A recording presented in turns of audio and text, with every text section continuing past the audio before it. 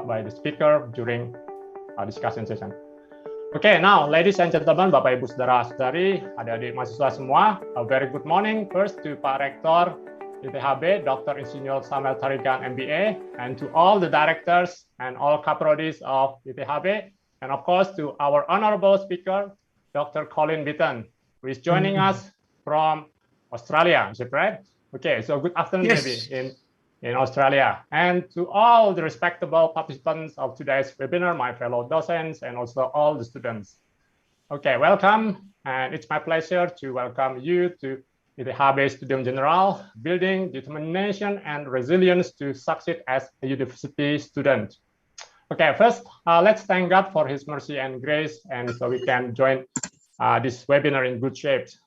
Therefore, let's commence our webinar today by asking God's blessing and guidance. And Pak Sam will lead us all in prayer, and afterward, Pak Sam will deliver an opening remarks and introduce our speaker. Okay, Pak Sam, silakan. Thank you. Oke, para mahasiswa sekalian, Bapak Ibu, saya berdoa secara Kristiani, silakan berdoa menurut iman kepercayaan masing-masing. Let us all pray together. Our Heavenly Father, we thank you for this wonderful opportunity, wonderful morning. We can gather in this wonderful moment to learn something about how... Mana di YouTube berarti nya?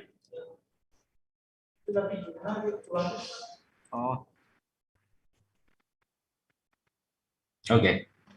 Thank you, Father, for the opportunity, this wonderful moment where we can gather to learn about how we can build determination, resilience, so that we can be successful in our study and our life in the future. We thank God for the health that you have given us and this wonderful technology in which we can connect together and we can learn from many areas, and we can also learn from an experienced lecturer, Dr. Colin Beaton. We thank you for this opportunity, and we ask for your blessings, for your wisdom to help us, to guide us, and the Holy Spirit help us to build the strength in us so that we can go through all difficulties and challenges in the future.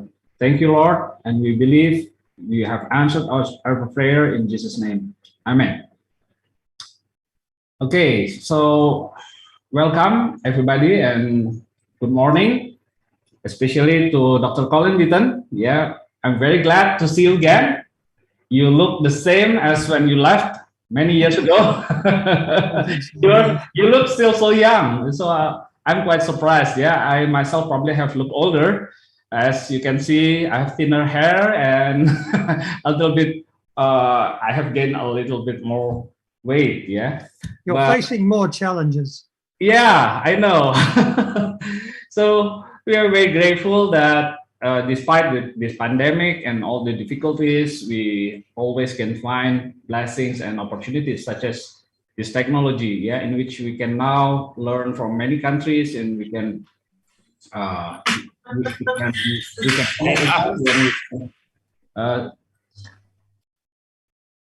help us, yeah, and you can share your experience. And I think this is a very good moment after 7 years or 8 years, yeah, you left ITHB and you went back to Australia.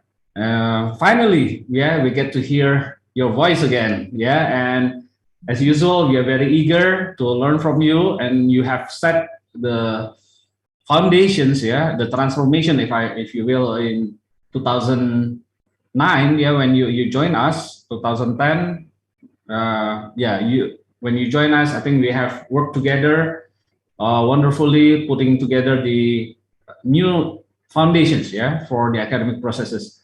So for the participants today, we have more than 340 students I can see here, mostly new students, but there are also faculty members and other students as well. I think you'll benefit greatly from this moment, yeah. And before we start, I think we should learn a little bit about Dr. Colin, because not many of you have known him, and Dr. Colin have not seen any of you probably, except for the leaders of ITHB. So let me read a little bit of the resume or the curriculum vitae of Dr. Colin. Yeah, Dr. Colin is now a change facilitation consultant, yeah, at Lamston Consultancy in Adelaide, Australia. Yeah, and prior to that, yeah, he's the former academic director at ITHB. Yeah, and he's in charge for the strategic planning, the development of the academic course. Yeah, where we should develop the strategic directions of the academic processes and etc. He also established the quality processes. He mentored the members of the academic team and gave professional development lectures, yeah, in our university, and especially he has played a vital role in the development of our curriculum, yeah. And after Colin's assignment, our curriculum has greatly improved, and we have rigidity and also clarity as to what we want to achieve. The term of graduate profile, yeah, was introduced, yeah, by Dr. Colin, and after his engagement with us, yeah, we are very clear as to what we want to produce at ITHB.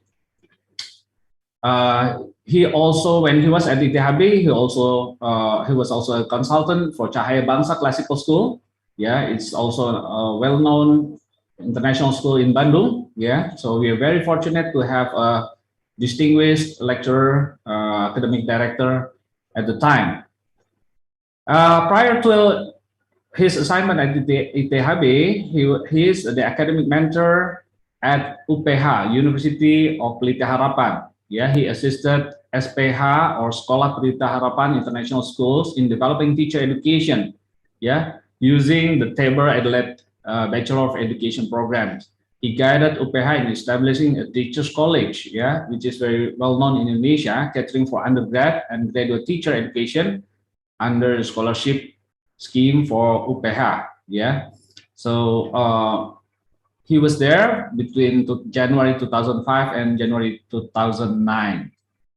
Oh yeah, I forgot to mention that he was with ITHB from January 2010 until January 2013. Yeah, he prior to at UPH, he was the Dean of Education at Tabor Adelaide. Yeah, and he assisted Stu Starling in establishing the teacher education program at Tabor College. Yeah, and I don't think I will read everything. Yeah, but I think that's the most prominent experience, yeah, of Dr. Colin Beaton. His education, he has a Master of Education degree and a PhD from University of Oregon in the United States. And his field of study is educational change processes. Yeah, and his activities and societies, he also taught elementary education teaching and learning strategies. He's also involved in curriculum and instruction. Yeah, and that is the field, his field of expertise, yeah, basically in educational change process and also curriculum development. He also has a graduate diploma in program evaluation from University of South Australia, yeah, and he graduated in 1983. He also has a graduate diploma in curriculum at University of South Australia and Bachelor of Arts from University of Adelaide. So that is a little bit of his background, yeah, and we are very glad to give the opportunity for Dr. Colin to share. And this topic that we have chosen today is building determination and resilience to succeed as a university student. I think it's very relevant because many students have been studying, yeah, from home for more than a year, and that has certainly given a challenge, yeah, as to keep being motivated, yeah, because many students have difficulties, yeah, without having peers, having fellow students to gather. Sometimes they lose their motivation. But here we are very grateful that we can be reminded again, and we can learn how we can build our determination so that we can go through this challenge successfully. Thank you for the opportunity. I would give it back to Dr. Giuseppe. Okay, thank you, Pak Sam. Anyone who doesn't know Q3CP or graduate profile, you have met the mastermind behind it, okay? So now it's the time to give our speaker, Dr. Colin Beaton, your undivided attention. So once again, I remind you, please mute or turn off your microphones. Tolong mikrofon dan mic-nya dimatikan. So if you have any questions, you can write down in the chat box, or maybe later you can raise your hands. Questions will be addressed later during discussion. And don't worry, you can ask your questions in Bahasa Indonesia as well. So you can ask in Bahasa. Okay, so now it's over to Dr. Colin. Please welcome Dr. Colin to give his presentation. All right, thanks.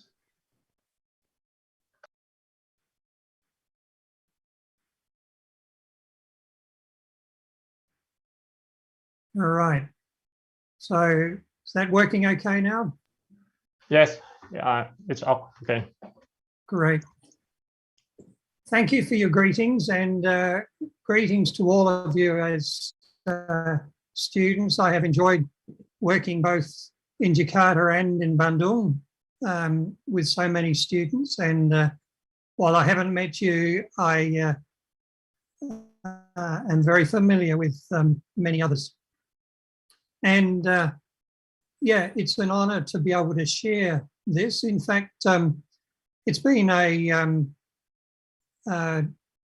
very interesting challenge to rethink some of these areas, and I hope that what I share today is a useful contribution both to you as individual students and to ITHB. I want you to reflect first of all on what you came to ITHB intending doing. You would have built up experience at school, and your teachers and parents and others would have advice for you. So I want you to think back to when you started. Some of you, of course, it's only this year, but others longer. What was the type of advice that was in your mind? Now, I haven't set it up with Mentimeter word cloud, but if you can do the response on Mentimeter, that will be a way of getting feedback to me.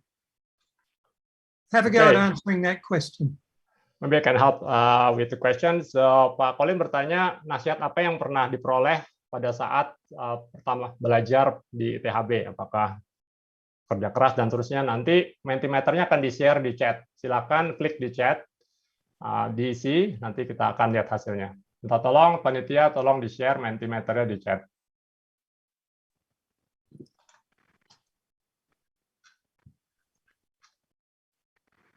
Nah, silakan klik. Nanti mungkin kita akan share hasilnya. Mau di-share sekarang? Maybe we'll share the screen, Dr. Colin, the result. Yes, please, if you can show. Okay, so silakan panitia di-share.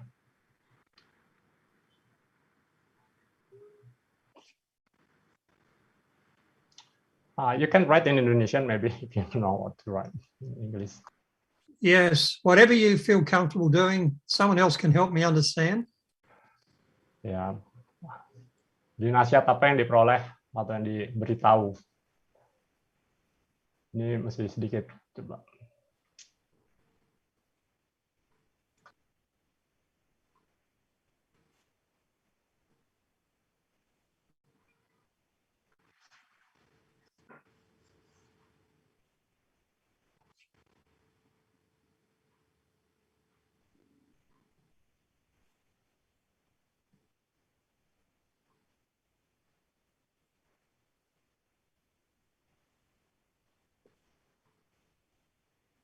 Wow, I'm impressed. I think I can go home now. So,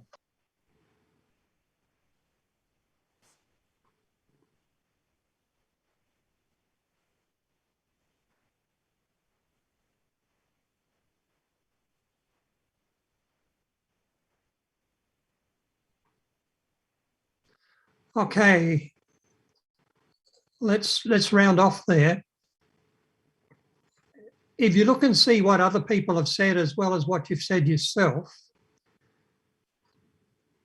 what I say is I'm impressed because many of you came with big picture goals as well as just the immediate survival goals. And that's wonderful to see. I guess what I'll be doing is reinforcing those. But part of what I wanted you to start thinking about is when you came, you had certain expectations of how your time at ITHB would go. And that has been drastically disrupted by the COVID pandemic. And so the real danger is that if you had plans and then they get blown apart, that you have difficulty knowing what to do. And it can lead to great distress. So we'll see that in a minute. But during the school years and in your growing up with your parents, you have gradually been learning a whole range of advice, which you have shown great examples of in your in this word cloud. That's excellent. But in the process, the focus tends to be for students entering university on how to succeed in terms of basic things, getting your timetable straight, making sure you do all your assignments, planning your time, looking after your budget, small things. And it's easy to get locked into just survival, and that then makes it very hard when that whole pattern gets changed. So I'll move on now. Can I go back to the PowerPoint?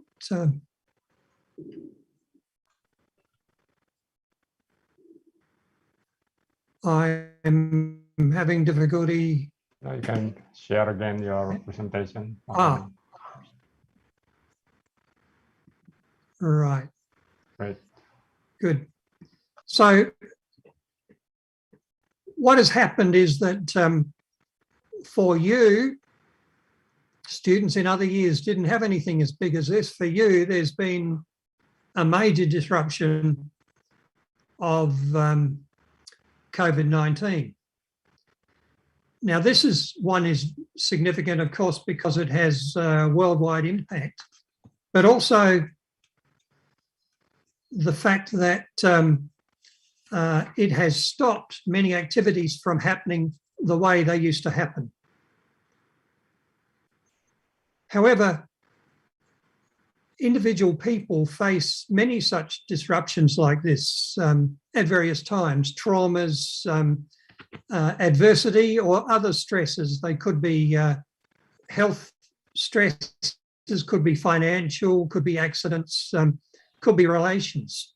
So it's very important to develop ways of facing those other crises. And so with everyone having this opportunity to work out how to face a big crisis, it should help people be stronger later on. Because at least for a while, you can't keep doing life as normal. The real challenge comes if you feel that you have no control over anything. And so the challenge is to find ways in which you do have control. When COVID broke out in America, there was a study done of university students in April, so pretty early, April 2020. They studied students in 7 different universities as a sample, and they found that a very high percentage of them, 59% of them, feel high levels of psychological impact, distress, confusion, or difficulty sleeping or whatever else. And of course, others then, and hopefully increasingly more, have discovered ways of being resilient. And the word has become very popular, a very big word. And it has a lot of meaning, so we will look at that. One of the first elements of resilience is that you can see in palm trees in a typhoon, that one form of resilience is that you are like the palm tree, you bend with the wind and then spring back once it stops. You lose some leaves and some fruit, but basically you stay there. Yes, I've seen palm trees stripped of all their leaves, but they grow back as well. Now, for humans, sometimes it's possible just to bounce back and life continue as normal, except then even normal is different because you have survived and you've grown stronger in the process. There have been personal growth changes. There have been other studies trying to understand what causes resilience or the lack of it. And so one example is there's been lots of studies as to why people who start teaching give up. So in the first few years of teaching, quite a proportion, excuse me, I've got to put my light up again.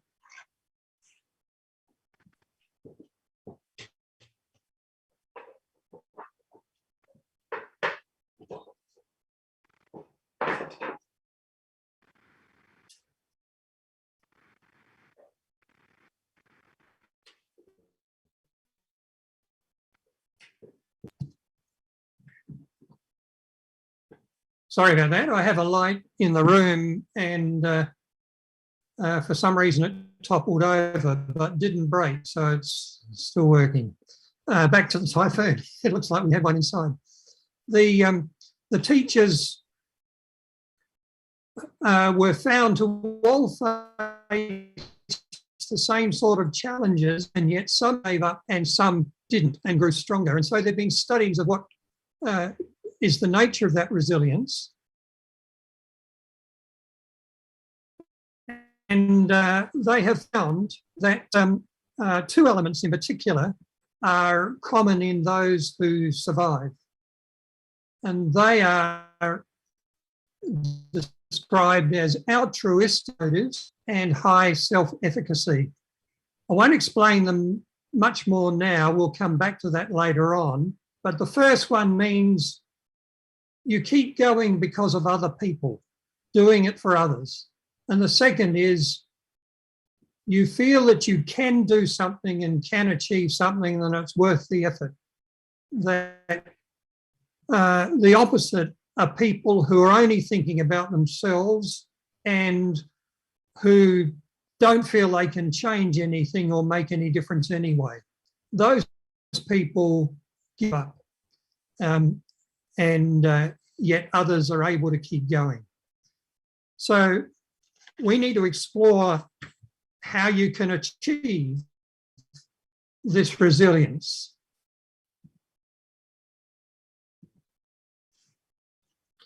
One way is to look at or to just think metaphorically of some of the more extreme places people go into willingly. If you were a firefighter, you would have to go into a hostile situation and yet still get your job done. If you were an underwater engineer, you would face the same sort of challenges. Or if you were an astronaut on a space station. In all these cases, there are critical factors needed to survive, but more than just survive, to get the job done and return safely. So have a think and do another Mentimeter of what is needed to survive and thrive? For these people, just these for the moment, we'll think about what it means for you later on. I will do another Mentimeter. Jadi faktor kritikal apa saja yang dibutuhkan untuk bisa bertahan di dalam situasi yang sangat kritis tersebut. Nah, tolong panitia buat Mentimeter yang baru supaya nggak overlap dengan yang sebelumnya, dan tolong di-share di chat linknya. Terima kasih. Yes. Sudah Pak, jadi sudah bisa.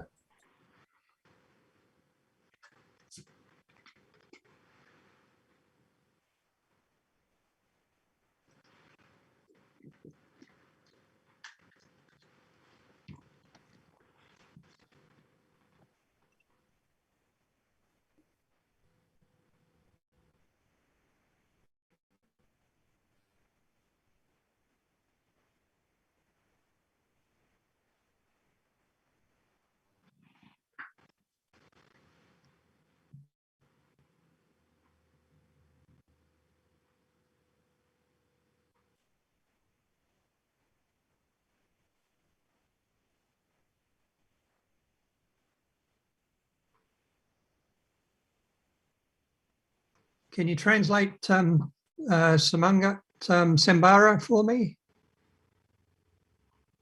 Someone has written. What did you say? Yes, come again. Semangat. Semangat is determined. Semangat. Okay, sorry. Spirit or what? Yeah, spirit. Spirit.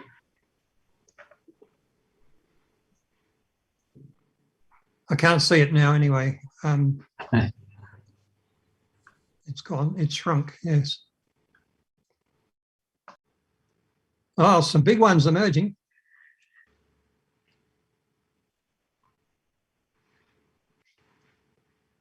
Okay, I'm going to move on now.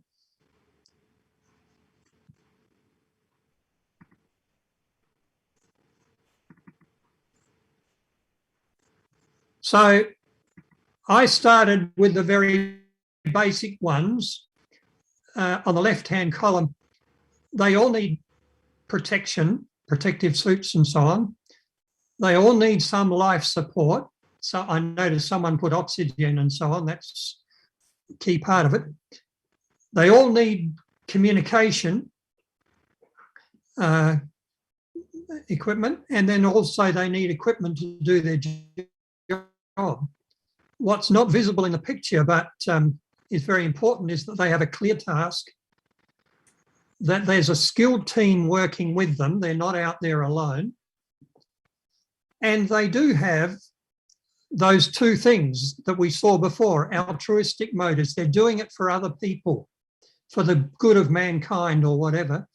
And high self-efficacy, they know they can do the job because they've had intense training. Then many of you have done well because you've gone beyond that to look at what lies behind that, the deeper things, which is brilliant, which is where we're getting to in our whole time here. So you understand that situation well. That's great to see. Now, what if we could not just survive and get the job done, but thrive and achieve even more because of the challenge that came in front of us? Like a surfer who, instead of being crushed by a big wave, rides it to shore. How can we use these threatening situations to make things better? Maybe they can achieve things that wouldn't happen any other way. You may have heard the story of Joseph, who was betrayed by his brothers and was made a slave in Egypt. And yet the ruler, Pharaoh, saw his skills and appointed him to be in charge of the whole country as prime minister. Later, when his brothers finally met him, they were afraid, very afraid, that he would take revenge on them.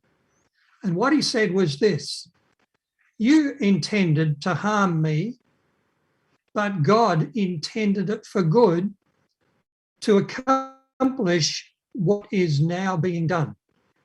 And in that case, Joseph was there to stop the whole country and its surrounding countries suffering a huge famine. And so that idea that something that is dangerous, that is meant to harm us, can in fact be used for good is an important principle that we need to be open to. So the question is, can that happen with COVID? And the answer is, yes, it's already happening. You're living it right now. The COVID pandemic has stopped your lectures. But that has led the Indonesian government to permit courses to be taught online. And that requires a different role for lecturers and students. Far from that being a disaster, that is a wonderful step forward, or the possibility of a step forward. It should be a tremendous benefit to you now while you're studying, but also through your whole career. You have an opportunity to be reshaped during this time that students in the past years didn't get. So how can you use the pandemic to strengthen you and to advance?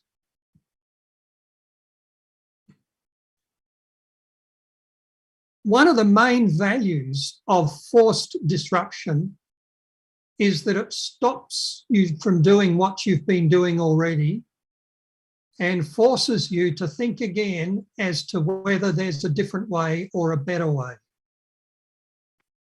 Some temporary fixes can then go back to normal when the situation has changed.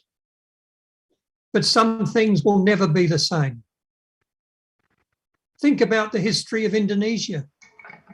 It was a disaster for the invasion from the Japanese, but that was the best thing that ever happened for the country because it strengthened Sukarno and others and enabled them to then get rid of the Dutch and to set up an independent country.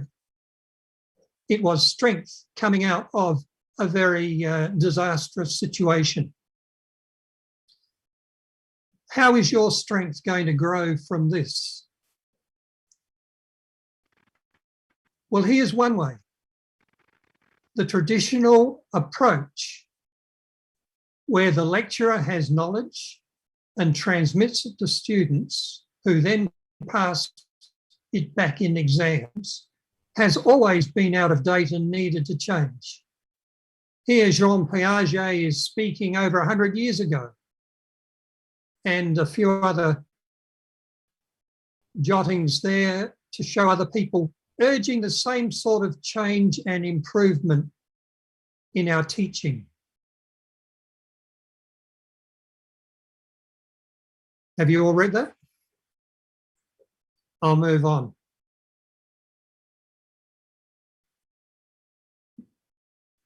This has led to many efforts at trying to change.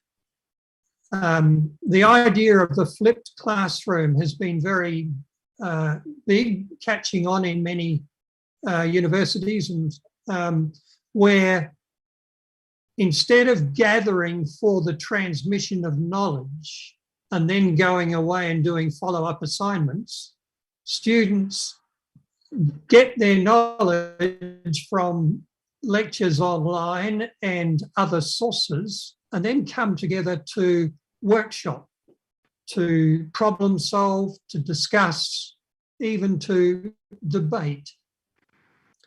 That is something that has been happening for a while, but it has been slow to change because everyone's comfortable with the old system.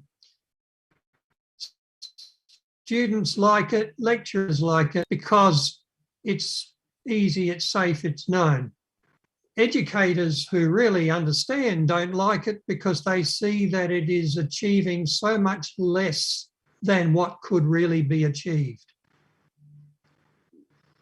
One image that I like is this image. I'm sure I showed it when I was at ITHB 10 years ago, but definitely it's an image that means a lot to me. If each of these was a student, which student would you prefer to be?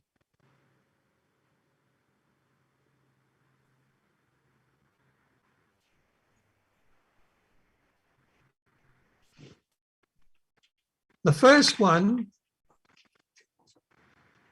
fits that precision of Six Sigma perfection. You could produce millions of these exactly the same. The second one is less perfect in shape, less perfect in colour, and that's its strength. It is unique. Each one is unique. It grows from within and keeps growing and reproduces. The first one needs a certain type of manufacturing. The second one needs nurture and needs to be left to do a lot of it itself. That's the difference between, of course, the old way was never quite that strict, and the new way still has to emerge in its full flourishing. But that's the change that we're talking about that has been accelerated or at least enabled by the pandemic. And so you should be looking at not just how to survive, but how to do things differently in a way that is going to make your studies better and your career better.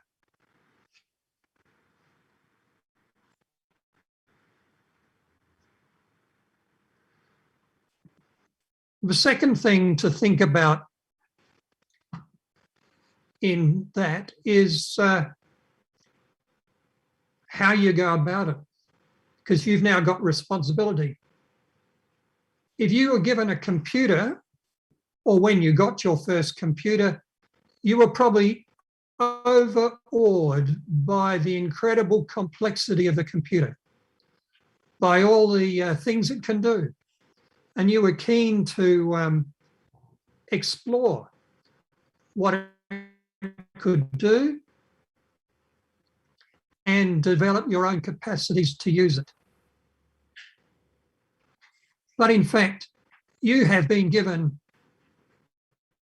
a computer far better than that, and you've had it all your life. Now, maybe as a child, your parents, your teachers, other people had the main responsibility for shaping the development of you and your brain. And certainly your lecturers have some responsibility now. But we're talking about a big change from them having the predominant responsibility to you having the major responsibility. You have not just a printed circuit board, you have 80 to 100 billion neurons and all the joints, the synapses, something like 100 trillion, more than all the stars in the universe, in your brain.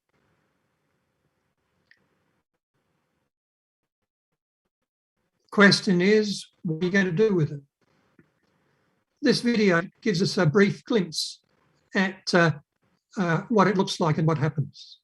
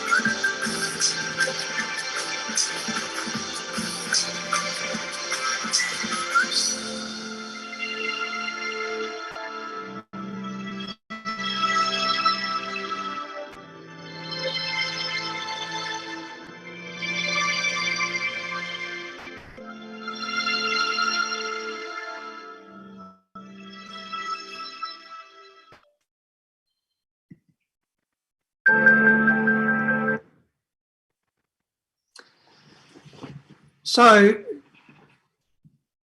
you've been given the keys to the motorbike, the keys to the car, something even better than that. You've been given control of your own brain. Question is, what do you do with this responsibility? In fact, you've always been responsible for your brain. It's just that maybe you've left it to other people to look after it for you. Now you face situations that are far more threatening to your brain, particularly a whole lot of different chemical substances that would fry it very quickly, but many other things that are hazardous as well. But even leaving those threats aside, the question is, what are you going to do with your brain to make it function the best it can? And that not just for these next few years, but for all of your life. So one way to think about it is, we'll just leave that out for a minute. Just one more thing to think about is, how do you go about preparing for an exam? In other words, if you know you have to get your brain functioning well in order to be able to pass an exam, what things do you do to help you? So I won't take time for you to respond on this one, but I will just go ahead and point out that if you know how the brain works, you can do that process better. The key thing is to know that the brain stores things in the forms of facts, concepts, and ideas in semantic memory. There's another form of memory that remembers the things you did, you know, what you had for breakfast and what your first date was like and all that sort of thing, who your teacher at school was. That's episodic memory. But for the academic content and so on, that's stored in as semantic memory. How is it done? It's stored by making connections. And so if you want to store new information, you need to make connections between it and previous knowledge. Just to do inert learning, learn a set of words that are meaningless and so on, can be done, but all the knowledge that really matters is stored in these neural networks. The term linking, or the term that we use for linking new knowledge with existing knowledge, is the word understanding. That's what understanding means. If you understand something, it means the new information can be fitted in to your old information and either confirm it or change it a bit. But if new information came that you had no idea what it meant, you wouldn't remember it. It is meaning and understanding that's the important way of making connections. So to help you prepare for learning, the more ways you can encode the information, the easier it will be for your brain to learn. And so that means anything turning statistics into graphs, transforming data like that, anything drawing a concept map like this one in front of us, or explaining information to another person. Other things using motion, form, size, and colour. You know, you use highlighter or whatever. Whole range of things like that can help structure the knowledge to make it easier for you to remember. Now, I'm only just touching on this for a couple of minutes, just to alert you that given that you're in charge of that brain, it'd be rather smart if you learned how to make it work properly and how to be kind to it.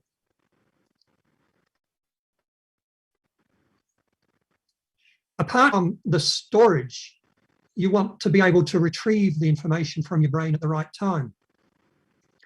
One of the best ways of improving the retrieval process, and in fact it improves the storage process as well, is by self-test or trying to explain to someone else when you don't have the data in front of you.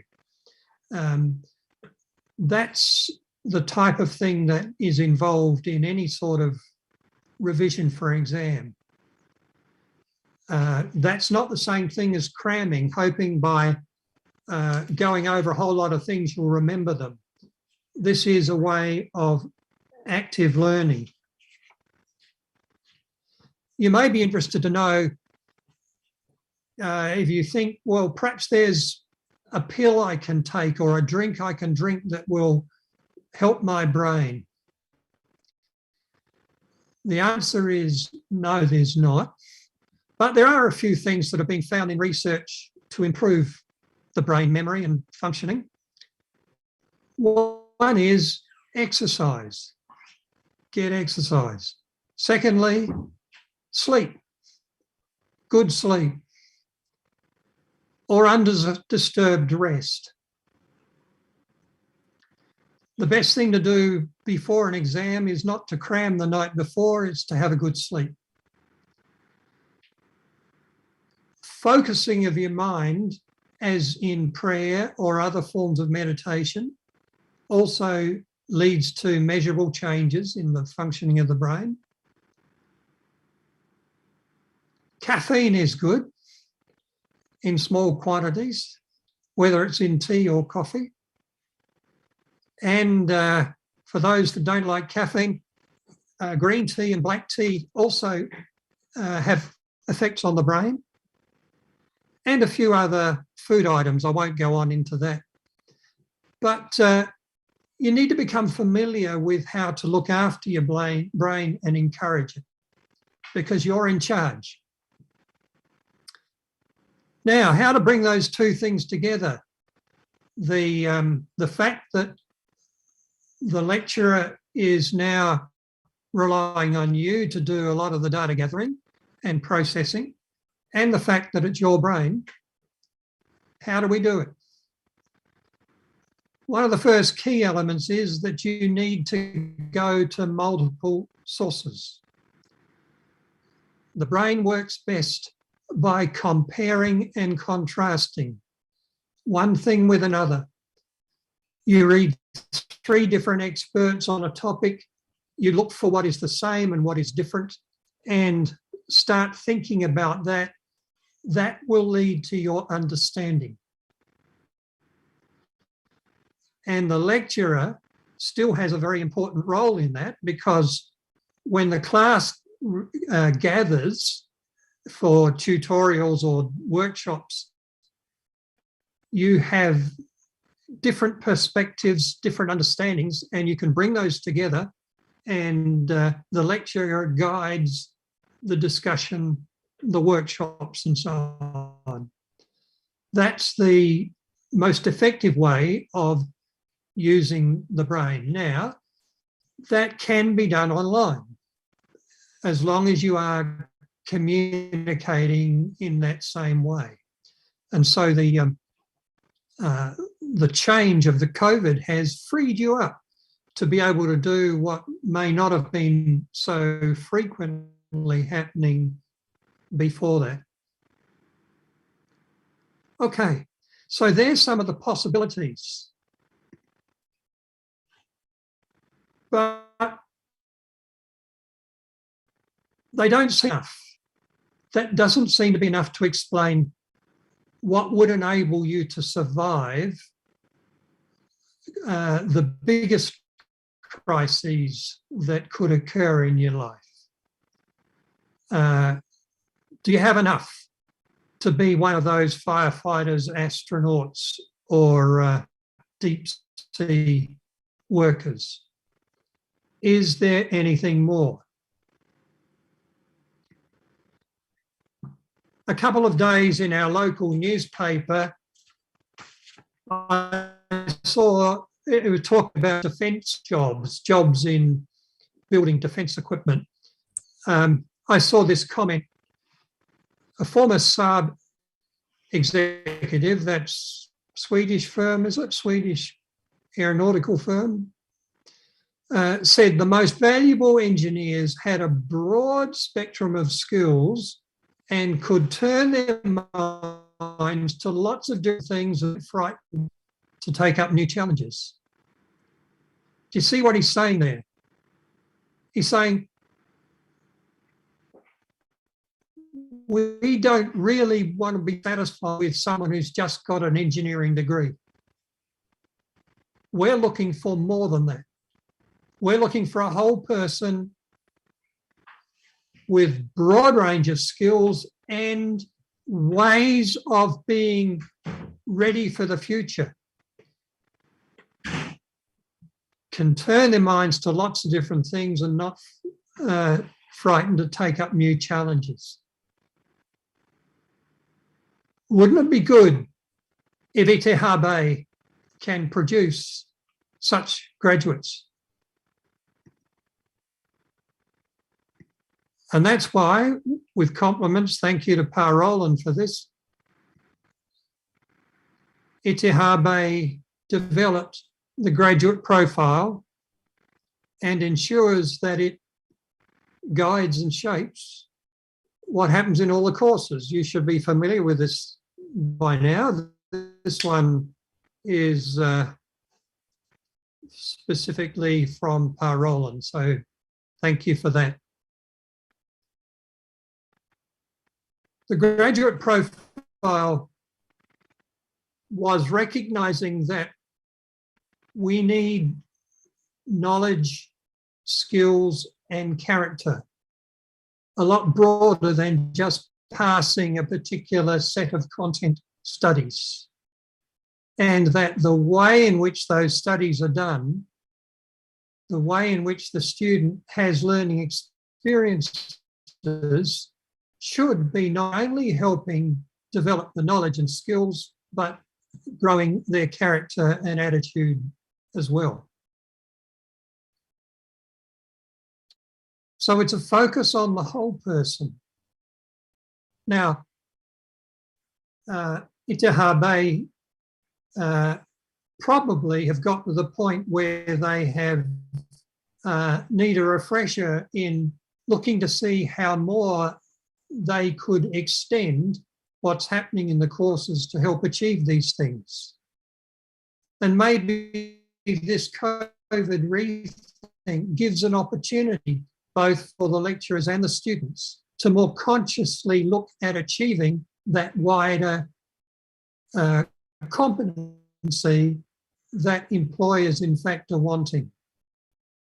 The other day I was looking at an Accenture promotion, and they were talking about their cloud computing and acting as the interpreter between businesses and the cloud.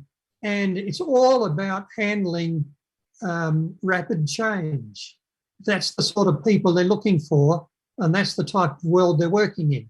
Just as no doubt you've been constantly hearing from your lecturers, and the lecturers are constantly been hearing from the businesses that you are in alliance with.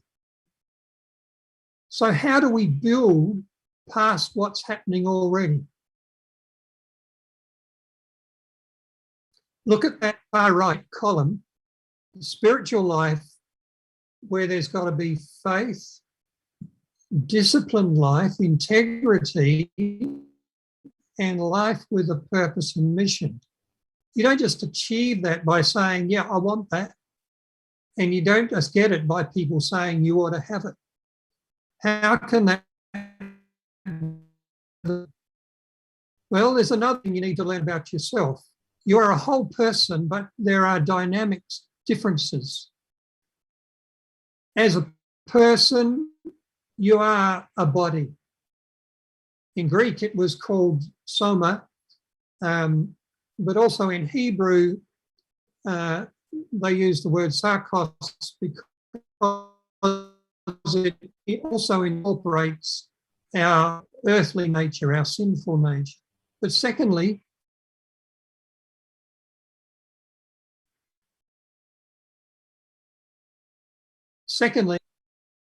you have a psyche. We may call it the mind, your soul. It's where your will, your desires, your heart, your emotion, heart as in metaphoric, not the pumping instrument. That part of you seems to be, at least the Greeks saw that as the deeper part of you. But there is also a spirit, the deepest part of you. What happens in practice is that our body tells our mind what it wants and what we should do. Now, if you're hungry or if you're tired and so on, it's worth listening to it. But not everything your body tells you should do is good to do.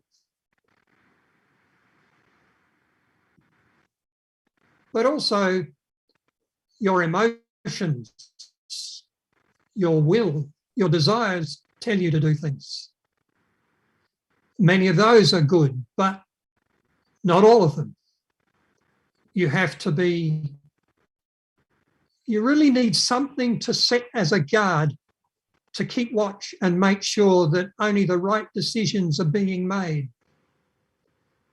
in terms of those things those suggestions that are coming from either the mind or the body. And in fact, that's what the spirit does. More than that, we're told God's spirit joins with our spirit to help us in that process. And so our spirit can monitor and guide our mind in choosing how to act on those impulses that come to us. But it means then, if you're saying, where is the decision made that is going to help me survive? You'll find it's not happening in the mind or the body, but in the spirit. And it's the spirit that will either keep you going or will give up.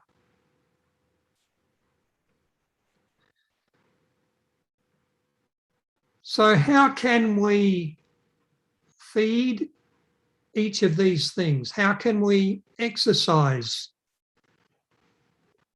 How can we guard? And how can we celebrate? I guess you're okay with the first 2 or 3 on body. You know how to feed the body, you know how to exercise the body, you know how to guard the body, protect it. You know how to celebrate too, perhaps too much. What about the mind? Your soul, your will, desires, your heart. How do you feed? How do you exercise? How do you guard? How do you celebrate? But even more, what's this spirit? How do you feed your spirit, exercise your spirit, guard your spirit, and celebrate it?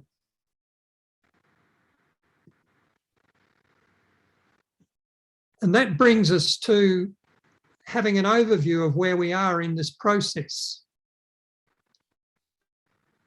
We've seen that the pandemic has led to disruption, and that could be disastrous or could be a tremendous benefit depending on how we handle it. resilience is how we respond, particularly on whether it enables us to endure or even more to change our circumstance and do things better. But that only happens if you have courage, determination and power to make those things happen. You don't endure by giving in. So how do we get this courage, this determination, this power? The research that has been done finds things like altruism and self-efficacy are key aspects of character that make the difference between those who endure and those who don't, those who are resilient and those who give up. Where do these things come from? Well, first of all, altruism is doing something for others and not for yourself. All the world tells you that you've got to look after number one. They sell more products that way. Me, me, me. All the advertisements tell you, you're the one that matters. But everything we know about life tells us the opposite. That you will do things in order to save others, in order to help others, through more extremes than you would for yourself. If it's just for yourself, you give up. So what forms of altruism are there? How do we see this? Different people have different motivations. Some, their deepest motivation is for their family, for someone they love, for a friend. Other people, they're motivated by doing it for their ethnic group or their cultural group. Others, they do it for their nation, do it for Indonesia. Others will do it to benefit a group of people. They'll be altruistic, wanting to help orphans or poor people or people in another country that are suffering, but in different ways, people outside themselves and their own group.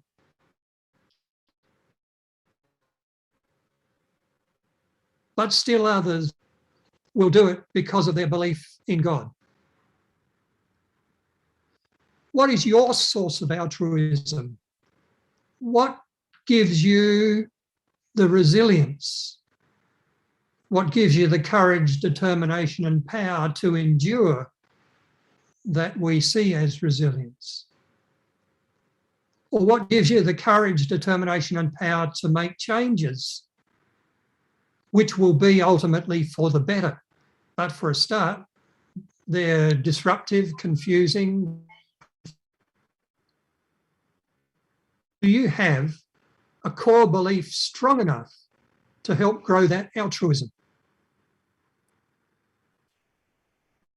The second factor that's been found in research, self-efficacy,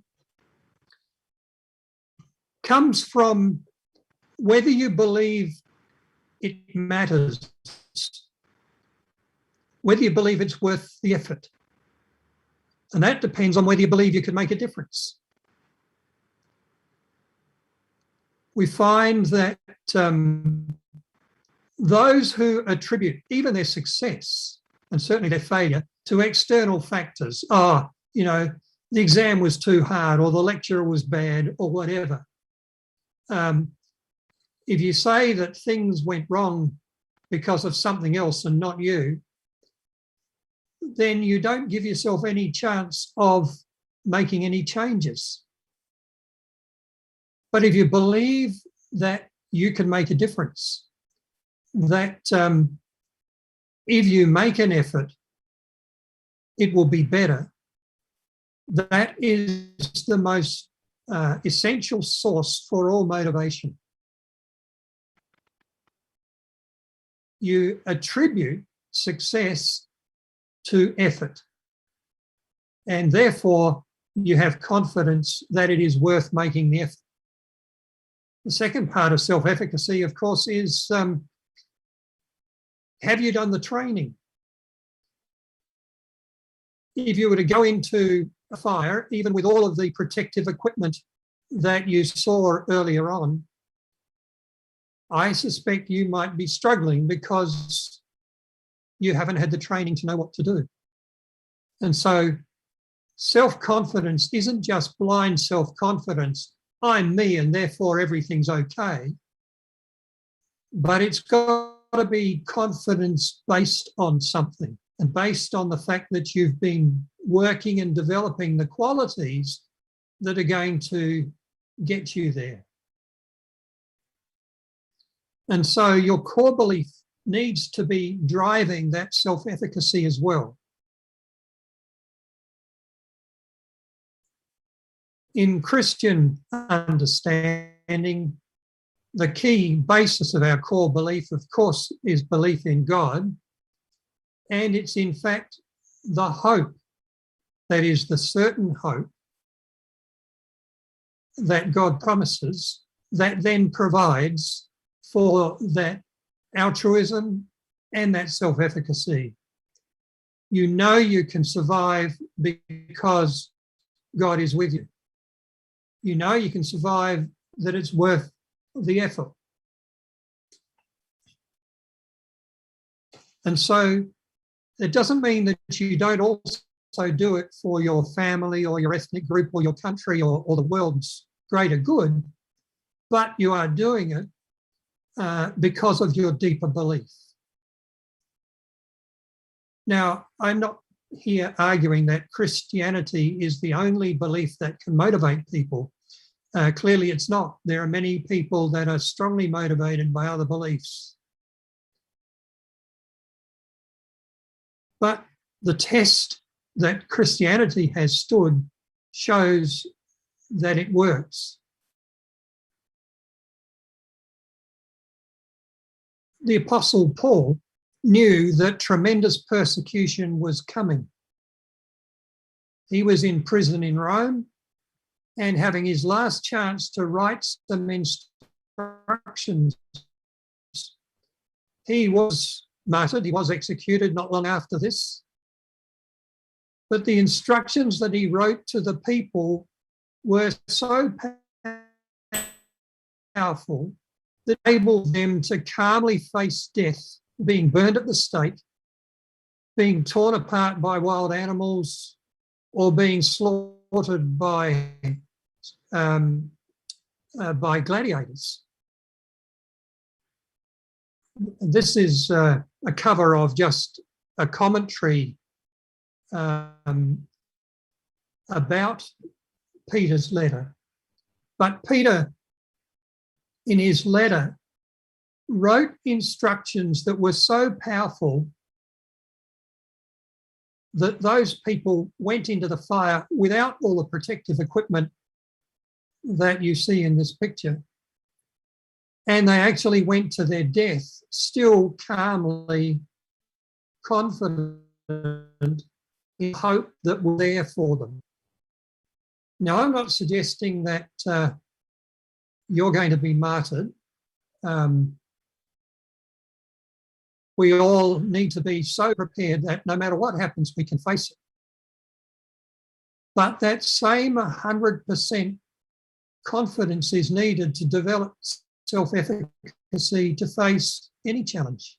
You need to know that you are not alone. Now, I probably haven't stressed enough back in these other examples I've given of how so much is done in teamwork with others. You are not alone because you have other students studying with you. You're not alone because you have other people facing the same health crises. But it's also you're not alone because you know that God is with you. And that ultimately is the depth that you have to be strong in order to face those challenges. So to round off, I have not spent too long talking about new ways of studying or better ways of understanding your brain. I've just hinted at those things because I wanted to help you see the depths of your own body, your own soul, your own existence that need to be strong in order to help you make the changes and survive the challenges that lie ahead of you. When that development occurs for your studies this year, next year, the year after, by the time you get into the workforce, you will be worth gold. You will have such strength. Just for an entirely different note to finish on, I don't have a reference on in the PowerPoint, but just recently there was a man that decided to swim, not just across the English Channel, but all the way around England. All the way around England. And he did it. The reason why that's significant is that in the process, he learned a whole lot in that one physical example, all about resilience and determination. He swam in about 6-hour bursts for 157 days and swam all the way around England. You might like to find out about him. It happened in 2018.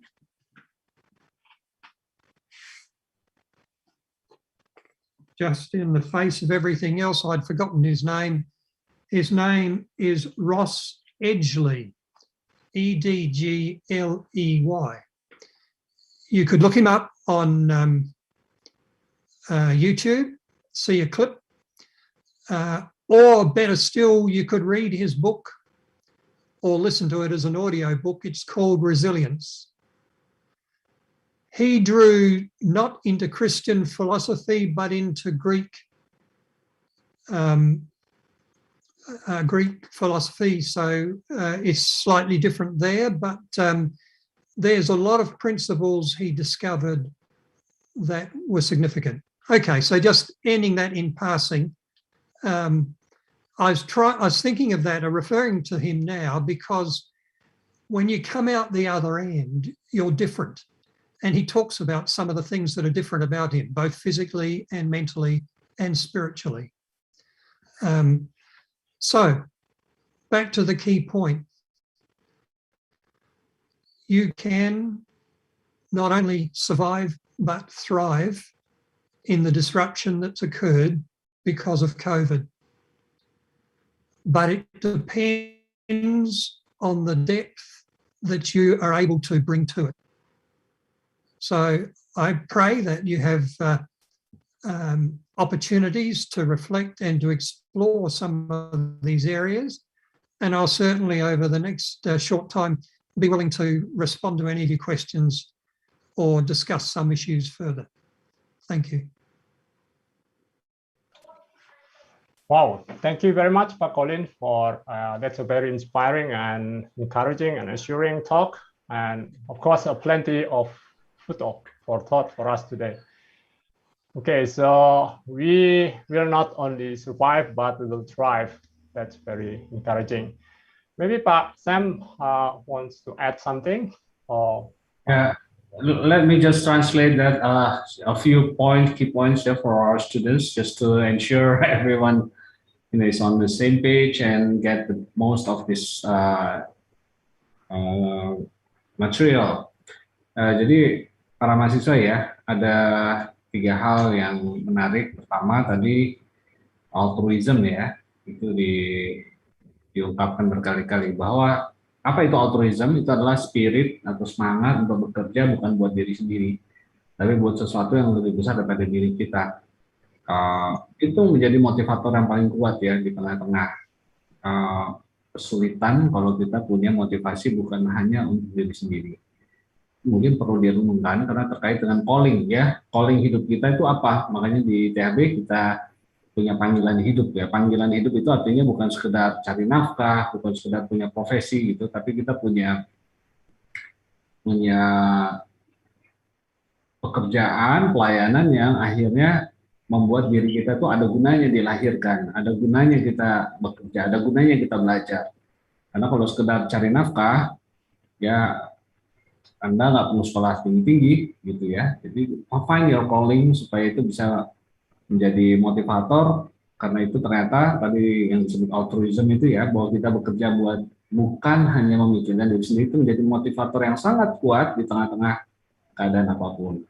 Terus yang kedua tadi self efficacy ya, bahwa Anda percaya diri Anda bisa melakukannya. Tentu juga di berakar rasa percaya ini karena hal yang ketiga yaitu spiritualitas.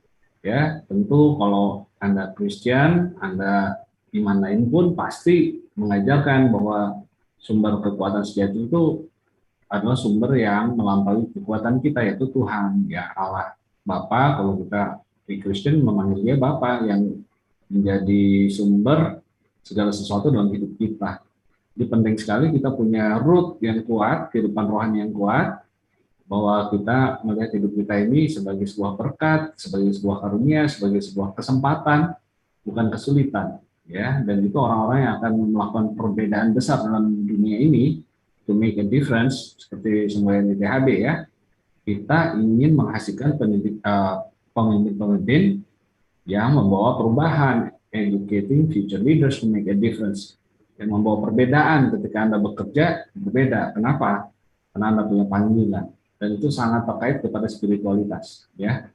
Jadi tiga hal itu tadi, ya, self efficacy, altruism, sama spiritualitas, yaitu yang perlu kalian perhatikan. Kalau kalian punya tujuan hidup yang jelas, saya ingin jadi berkat di Indonesia, saya ingin jadi berkat dalam pekerjaan saya nanti, maka kesulitan-kesulitan sejenak ini akan kita bisa lewati, bahkan bukan hanya survive, tadi katakan thriving, ya. Thriving itu bahasa Indonesianya berjaya. Ya, bukan hanya bertahan tapi berjaya, hebat gitu ya, keluarnya berhasil. Baik, itu sedikit dari saya. So thank you very much Dr. Colin ya, for making yourself available and for making this material. This is very insightful. I think you reminded us about the importance of our calling, because it, and also the importance of the spiritual roots in our life, so that we can always be aware of God's calling for us, yeah, and also that He is with us at all times, and that is the ultimate source of strength for all of us. Just a small question from me. Perhaps you can illustrate or help us understand the difference between self-confidence and self-efficacy. Yes. Just before you do, I'd like to touch on your explanation. I would want to make clear as well, the very reason I was talking about Ross Edgley is that his deepest motivation was drawn from Greek Stoic philosophy. And other people have faced extreme circumstances driven by other religions or other beliefs. So I recognize that and, see the value in them. I then used examples from Christianity. I'm not at this moment saying that that's the only one that's been proven right. In fact, transcendental meditation achieves some of these gains as well. Right. Yes, the difference between self-efficacy and self-confidence is that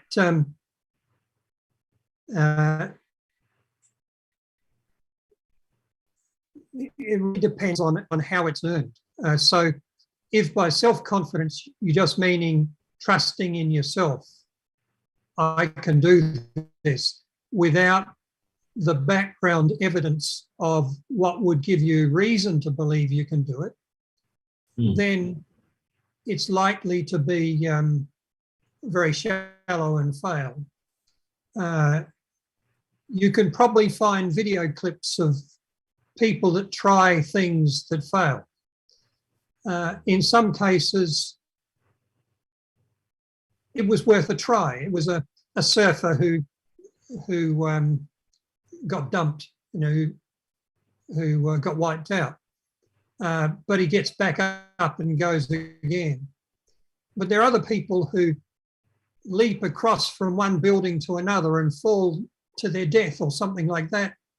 That wasn't good enough to just say, I can do it. There was no basis. They hadn't already jumped across equivalent sort of areas and so on. Self-efficacy means I know I can do this. I have trained, I have practiced, I have learned. I think I'm ready to face it. And so self-confidence could be used by someone thinking the same sort of meaning. The word could be used that way, but in its own, it really suggests I'm confident in myself, and trusting in yourself alone is not wise. Quite apart from any faith in God, you generally want to check it out with a few other people first. Do you think I can do this? Before jumping between two buildings or whatever else. Yes, the whole area of daredevils is a different question. Some people take risks for the thrill of it. And maybe they have more self-confidence than they should, but self-efficacy is the term that describes well-based confidence. Right. So basically, you don't need evidence or prior experience to have confidence. Not always that you have this prior experience to have confidence, but self-efficacy is something that you build based on prior experience or prior successes that help you to be confident in future attempts. Is that pretty much what you're saying? Yeah, you have to get down to particular examples. So, yes, if you step confidently into a new situation, that can be self-efficacy because you're basing on the fact that you've stepped into other situations and learned what to do. But in the area of facing a known risk, you would only face it if you have trained to be able to get close to that. Maybe it's slightly better. You're always going to be taking one step further than you were before in whatever area it is, but your self-efficacy is based on the fact that you've got the step before it. It's gradual, incremental change. Where someone is self-confident, they can plunge in to extreme risk. All right. Thank you. Right. Thank you, Pak Colin and Pak Sam. Any other questions? You can raise your hand. You can practice your English, maybe. Okay, maybe I read some of the questions. Yeah. Or they speak to you in Bahasa. Oh, you can speak in Bahasa as well. So Pak Colin understands some of you. No, you will translate for me. All right. Yes, forgotten. Okay. Pak Colin will practice this. Okay, maybe one question is how to cope with the stress when you study at home, because sometimes the environment at my home is not very supportive of my learning. Yes, this is very standard of this current situation. So I'm stressful when I study at home because maybe my brothers, sisters, and other things. Yes, Colin, you get it? Yeah, and that's good. In fact, many people can't study in total silence. They'll play music in their ears or live with in a library. You'd have a certain hum of sound and so on. There's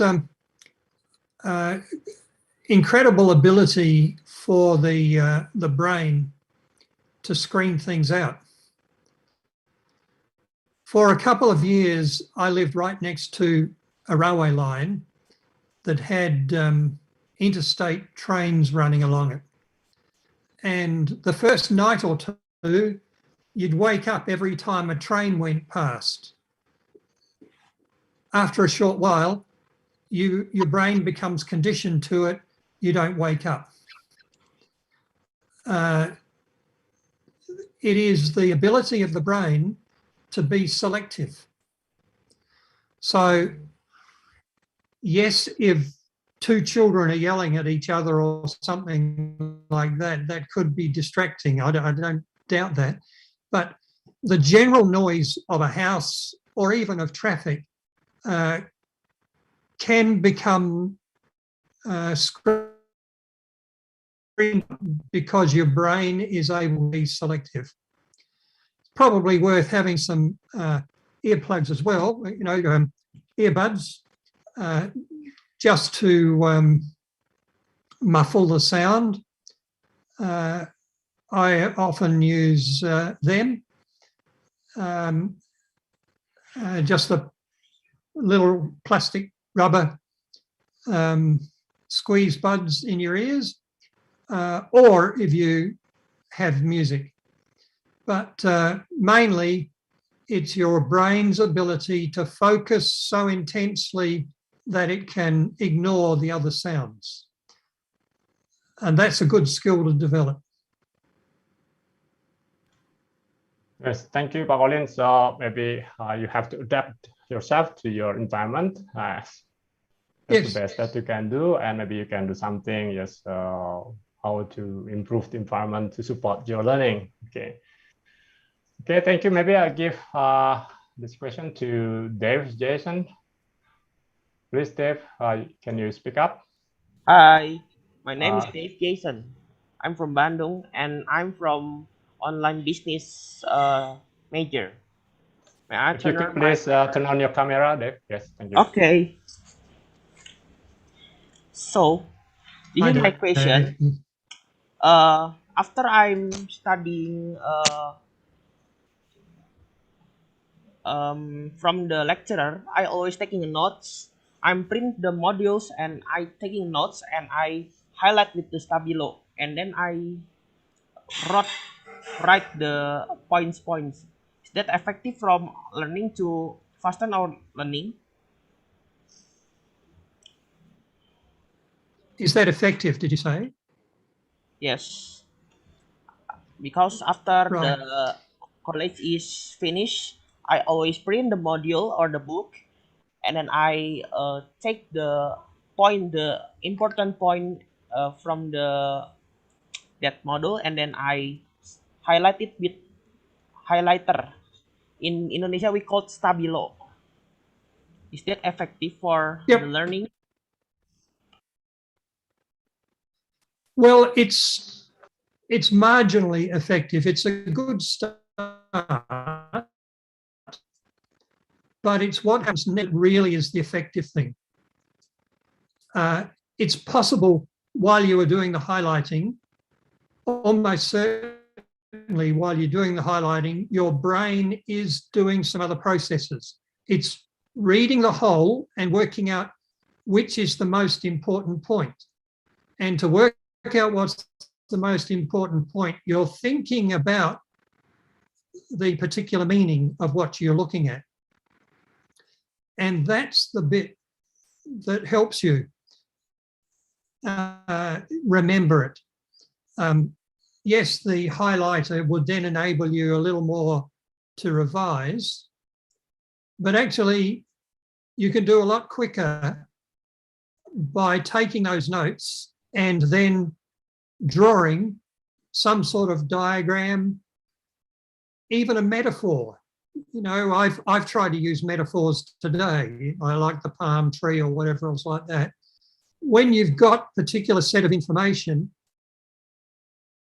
how can you make it meaningful to you? And it's that process of making it meaningful that makes a difference. Sure, taking notes is a good start, and processing those notes even better. But it's the thinking and transforming the notes into diagrams, pictures, tables, charts, or whatever, that really would consolidate the learning. So you're partway there. Yes, does it answer your question, Dave? Yes. So since I'm sitting at third semester of kuliah or college, now I always taking a notes. Not like second semester, I'm lazy to taking a note, so my GPA is so low, 3.13. Now I want to have study by taking notes and using a highlighters. It's very, very fast for me. It's only take 2 hours, 2 hours.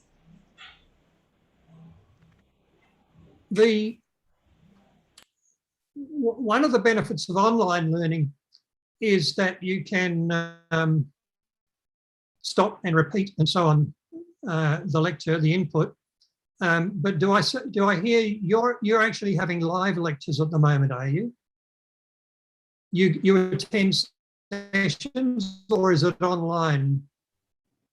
It's online, Colin. It's all right. Online, yes. Yeah, right. Mostly by Zoom discussion. Right. So if you're doing it online, then you do have that opportunity of pausing and making sure you get particular points down.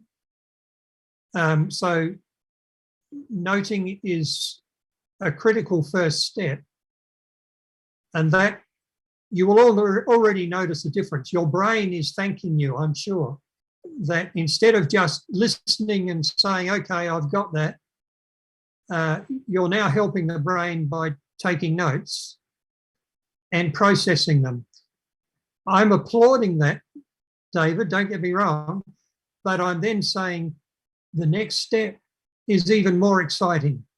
You will find many examples online of how to transform data from one form to another, how to create mental pictures and so on, and that will help you even more.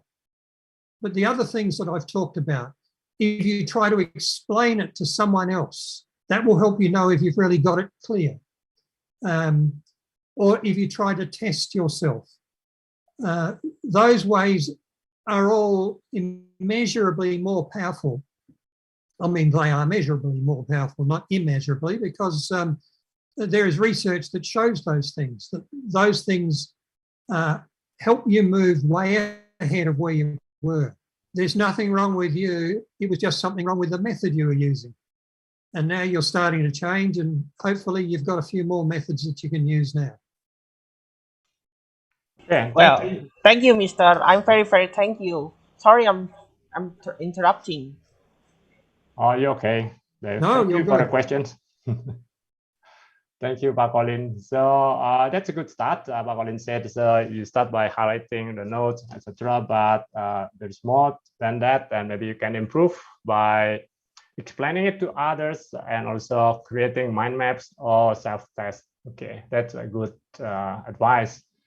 Okay, anyone else from the lecturers maybe? Or if not, maybe there's one question here from Tiffany. Well, Tiffany asked about how we build our resilience and our determinations when we fail many times. Okay, I've tried, but I failed. I've tried and I failed. So I just want to give up.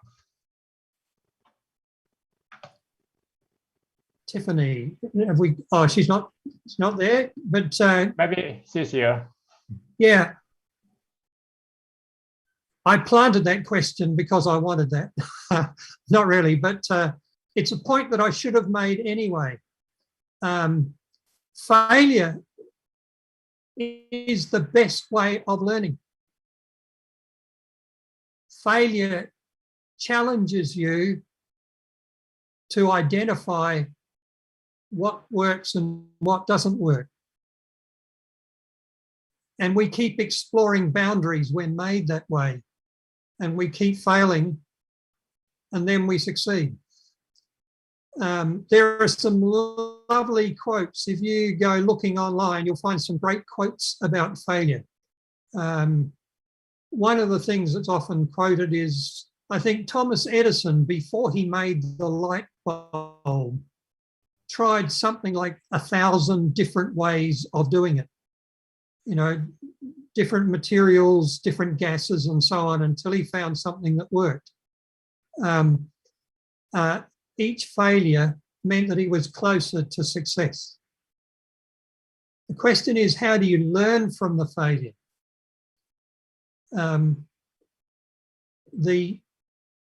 The process can be painful. Generally, you need someone else besides yourself to debrief and review, because sometimes the very thing that is causing the failure is too close to you that you can't see it. Someone else needs to point it out to you. The way you go about it, or what you did, or something like that, depending on the situation. In other cases, failure is actually good because it can close a door that was never going to work for you anyway. You know, you may have really wanted to be a ballerina, and you tried a few times and didn't succeed as a ballerina, and do you keep trying or do you move on? Well, you really need to ask someone else for help on deciding that, but it's okay to fail to be a ballerina. Maybe you'd be a good football player or whatever, you know. So see the failure as a teacher.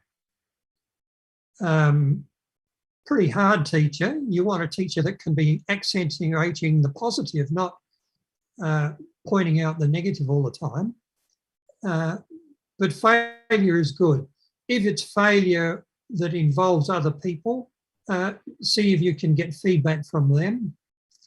But if we're talking academic failure, almost certainly either the lecturer can clarify what is wrong, or if it's study habits, study skills and so on, then the Career Reference Centre will be able to help you. Or if it's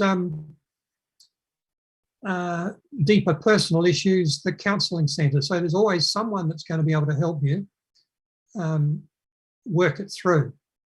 But academically, back when I studied high school, I was very good at mathematics and did well right through until the year before the final year, through to grade 11.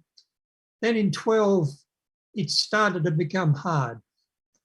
I got a pass, but not all that good a pass.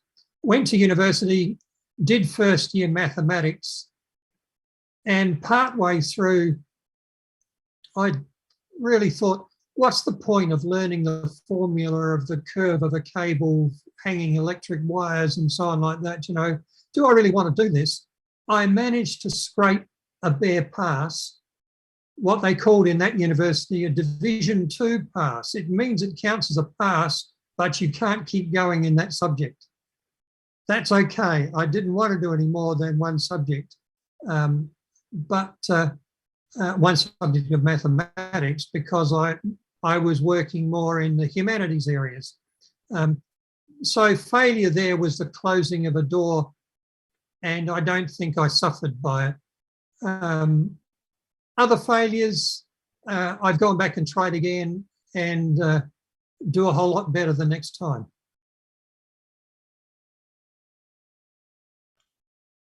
Yes, Tiffany? Do you want to add anything, Tiffany? Yes, maybe I can just try, and if I was failure, I can just try and get better in the future. Thank you, sir. Okay, thank you, Tiffany. Thank you, Pak Colin. So maybe you can get a buddy. The key word, one key word is learn from the failure. Yes. Then try. Okay, thank you, Pak Colin. So there's something to learn from even our failures. But like here, I think Daniel Hamonangan, he asks, how can we prevent failures make us stressful? Because it always makes us stressful. I didn't quite hear. How can we prevent the failures to make us stressful? Oh. Well, first of all, some stress is good. You need a certain level of stress to help keep moving. We're built that way. It's like a bicycle. You can't just stay stationary. You've got to at least have a slow roll forward. So we need a certain level of stress. But I get what you mean. How to avoid getting worked up? Let me put it this way. Have you ever tripped when you're walking? I'm sure you have. Or even stumbled or fallen. In fact, walking is a controlled fall all the time. As soon as you take a step, you get off balance and you're falling forward, but your leg then touches the ground and balances you again. And then you do the same thing and the same thing. But if on any occasion you're about to put your leg out and something stops it from going on the ground, you fall on your face. And so you can see how walking could be traumatic, but we have learned how to minimize the trauma by always putting a foot out to take our balance. In that way, we move forward. It's the same thing with stress. If you are one who can panic and get very anxious in a situation, you have to try to scale that back to be like walking. Recognize the stress and say, that's okay, just calm down, I've got this. And then start to think clearly. The amazing thing of people that can handle stress is that their brain can work and keep clear and calm, even in the most stressful conditions, but it doesn't just happen that way. It took a lot of training. And so you should be training your mind now to handle stress so that you are more equipped in the workforce as well as in your later studies to do that. Panic comes normal. Not panicking takes learning. Again, you'll find good ways of practicing this. Again, you can do something on the internet. And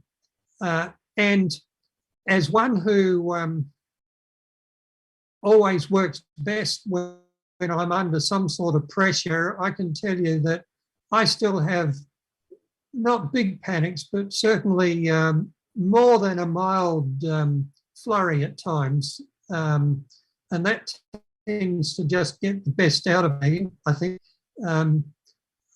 So I'm not saying that I'm perfect or that there is a perfect answer, but yes, you do need to minimize stress so that it doesn't paralyze you and stop you from thinking clearly and getting the task done. Yes, thank you, Pak Colin. I think I might have been Ronnie, but okay, my bad. Okay, so I think we shouldn't dread failures or stress, because if we dread failures or stress, then it makes us more stressful. Okay, so that's a very good advice. Thank you. We still have a lot of questions, but I'll give this opportunity to Marcelino. Please. Yes. Good afternoon, Dr. Beaton. I assume it's already past lunchtime there. So before I ask the question, I would like to explain about my condition. So I'm very bad at memorizing things in general.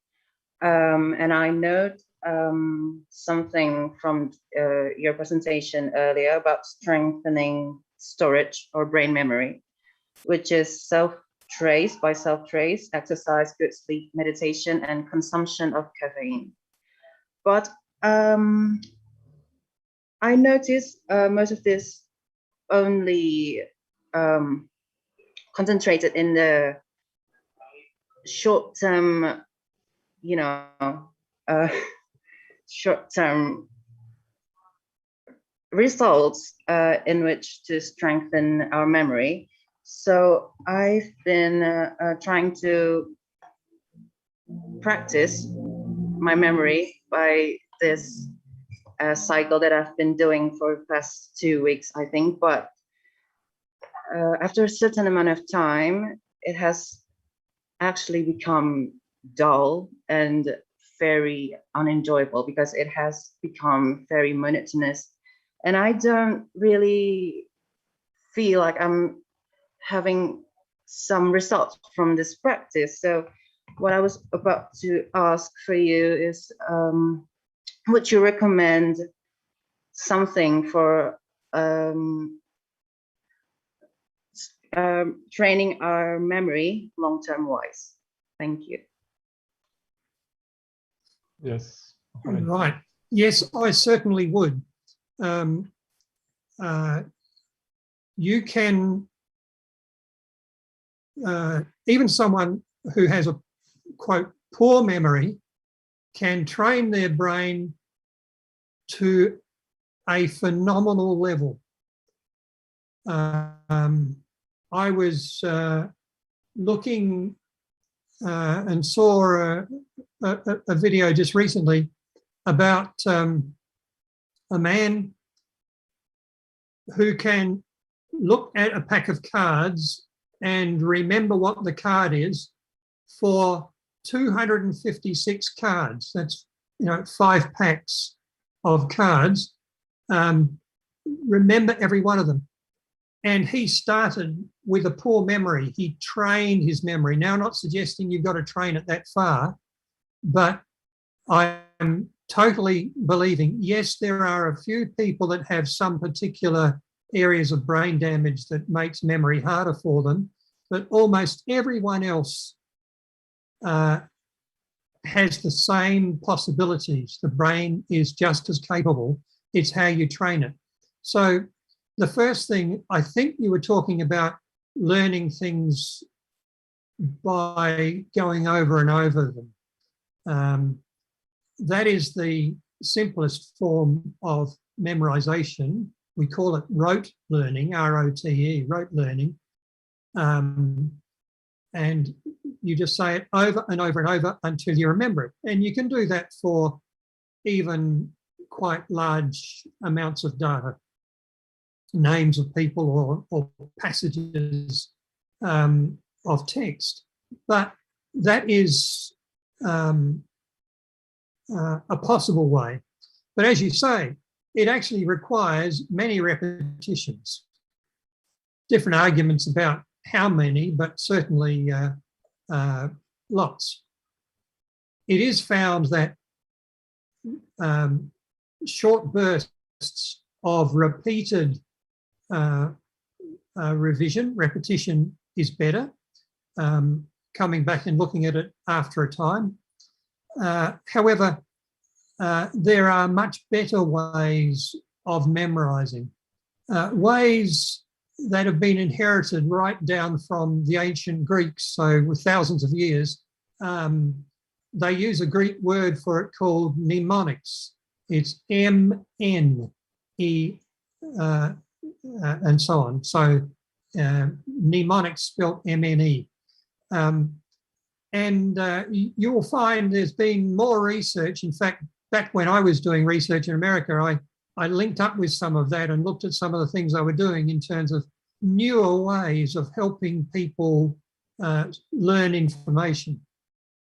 So it's possible for that sort of straight storing of knowledge, learning information. But I see that as only necessary in particular inert knowledge situations where you've got to learn whatever. That really far better is meaningful learning. You know, what I was talking about, connecting every new bit of information with what you already know and connecting it with each other and building up this neural network. One, it makes it easier for you to store that information. Secondly, it makes you easier to bring it back. You know, if you can't quite remember something, you think of something nearby, conceptually near to it, and then you hope to try to draw in the information that you're searching for. I tell you, as you get older, that becomes more necessary to be struggling. The brain does deteriorate, I can assure you. Yeah, I'd assure you, you'll find, again, I think it's wonderful, the resources that you have available now at a click of your finger. If you go looking for assistance with memory, you'll go well. But I do want to correct you slightly. I don't want to say that taking lots of coffee is good for your memory. I was partly in jest saying that it's not only cognitive processes that can help memory, it's actually care of your body, care of your brain. And yes, that depends on what you eat and what you drink as well. Yes, thank you, Colin. Thank you, Mario. So it comes down to connecting the dots, but not just collecting the dots, but also connecting the dots by explaining by the methods that Colin has given us before. So do you still have time, Panitia? Maybe one question from, he doesn't want to mention the name. So what should I do if all the people around me become stumbling blocks to my learning? I mean, they are not supporting me. They are stumbling blocks. Maybe go. Yes. Yeah. That's part of character building, actually. How to have friends and yet how to be able to make choices. So best is to have a few times where you mix with them. You know, we'll get together 5 o'clock on Friday or something like that. And then other times where you focus on studying in the library or at home or whatever. You are in control of your brain, you're in control of your career, you're in control of your life. You don't want to hand that control over to other people who want to just party on or get involved in some other activity that's not going to help you. That's hard because we're gregarious creatures. We want to gather, we want to relate, we need to relate. But the first thing I'd say is, if all of your friends are like that, maybe you should look around and see if you can find someone who has the same approach to study that you have, and you encourage them and let them encourage you. I don't think it means that you have to leave all the sporty mob or the fun mob and hang out with the nerds or something like that. But you do need to recognize that it is a choice that you have to make. And by making that choice, even when it's easier to go along with the crowd, that's one of the first steps in building your character in that direction. It's a way of building resilience. You can see we're saying resilience is not letting the cyclone, the hurricane, blow you off course, not letting the COVID pandemic disrupt your studies. In the same way, you've got a little field of practice in not letting other people disrupt your studies. And so it's building the strength to say, I'm going in this direction. Yes, thank you, Pak Colin. So to summarize, maybe it's your life, so take control of your own life. That's the point, right? So, and thank you. I think the time is up. It's already 12 o'clock, lunchtime. So I would like to thank Pak Colin once again for this very great talk. And as you can see that we have formulated our Q3CP graduate profile, so you can face any environment, even any hostile environment. So take it to heart and understand what it means and how it can make you a better student that will be successful, not only in study, but also after graduation. Okay, once again, let's give Pak Colin a big hand for the presentation. Yes, thank you. Okay. Can you hear it? Yes, thank you, Pak Colin. Thank you very much. So, thank you. Yeah. Next is we will be taking picture. So please turn on your cameras and give your best zoom smiles or zoom look, whatever. And maybe Pak Panitia can lead us in this photo session. Thank you, Pak Yusak. Oke, para panitia siap ya yang akan mengambil foto. So let's take a picture together with all students and all participants. Kindly activate or open your Zoom camera. Okay. First, let's smile and look at the camera and hold for 3 seconds. Okay. Starting now. Okay. And now let's raise our hand and give 2 thumbs up. And smile again to the camera and hold for 3 seconds. Okay, starting now. Okay, thank you. Kembali ke Pak Yusak, Pak. Yes, thank you very much for everyone who has come to this very inspiring talk. And maybe if you have any questions, you can discuss with us or with Pak Colin later, maybe if Pak Colin is willing to answer these questions. Okay, thank you for your attendance and have a good weekend. Enjoy your weekend and we'll see you again. Thank you, Pak Colin. Okay, thank you, Pak Colin, Pak Yusak. Thank you, Pak Colin. Thank you, Pak Colin. Thank you, Mr. Thank you, Mr. Thank you, sir. God bless you. Bless you. Pak Colin, Thank I love you. Thank you, Dr. Thank you, sir. Colin. Thank you, sir. Thank you, sir. Thank you, sir. Terima kasih, Pak.